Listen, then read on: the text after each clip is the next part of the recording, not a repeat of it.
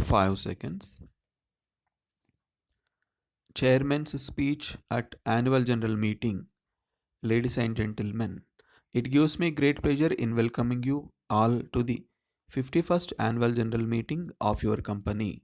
The annual report for the year ended 31st March 2013 has been with you for some time now.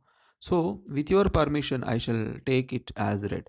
As you would have noticed from the annual report, your company achieved a record turnover during the financial year 2012-13, but profit after tax declined marginally on account of higher depreciation following the commissioning of the first unit of 2 into 60 megawatt power plant and one-time charge relating to the joint venture with POSCO.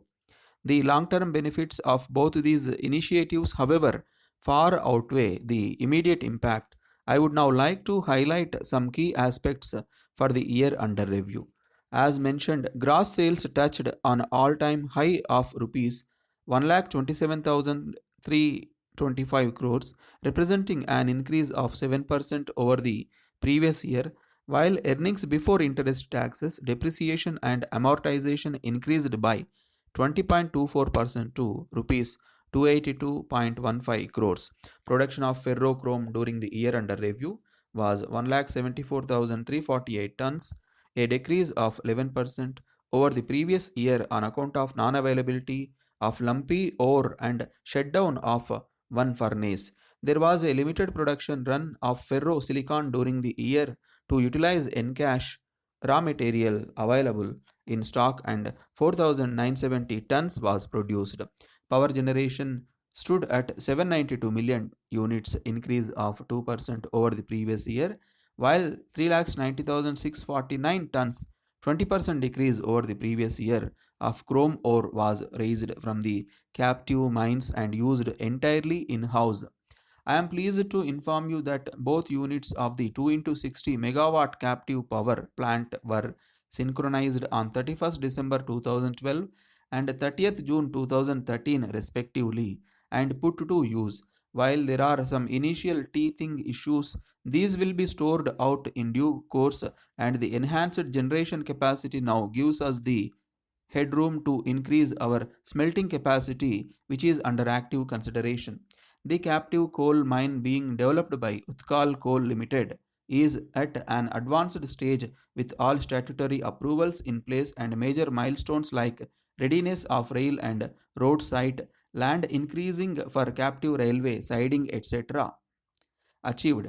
And ultimately, the government of Odisha has inorderly delayed issuing the grant order. However, your direction are confident that all remaining formalities will be completed expeditiously and the mining lease will be executed within the current calendar year with operations commencing shortly thereafter. The joint venture with POSCO under the aegis of Indian Metals and Ferro Alloys Finlease Limited formally commenced during the year under review after receipt of certificate of registration from Reserve Bank of India, although output from the designated furnace was already being supplied to them. Following the understanding in this regard, this is a mutually beneficial transaction which, from your company's point of view, will result in greater offtake insurance. The demand for ferrochrome is linked to that of stainless steel, which is likely to grow at a compound annual growth rate of 5% until 2018. Further production setbacks in South Africa and the likelihood of demand growth arising out of revival in the world economy present an opportunity for other producers. However, there are cost pressures too, although fully integrated producers like your company are much more resilient than our peers.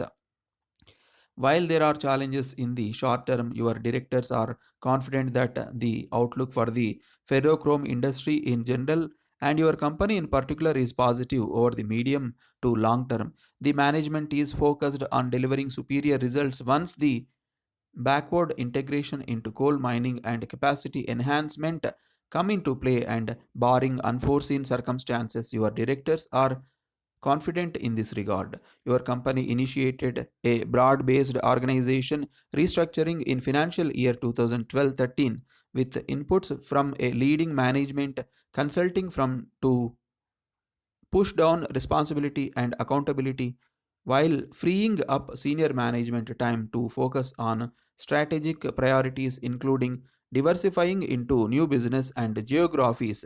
Accordingly, Ferro Alloys Business Unit and Power Business Unit were created with business unit heads who report to the Chief Operating Officer, expected to take end to end responsibility. A lot of emphasis is also being placed on strengthening the leadership pipeline and redesignating critical process like the performance management system. These are interventions which will yield results over the long term, but it is heartening to note that there is already some traction. Your company has always taken its corporate social responsibility obligations very seriously, and over the years started several important initiatives such as incorporating an industry annual literacy award as well as an award for budding sports people, while the Indian Metals Public Charitable Trust is the charitable art of your company.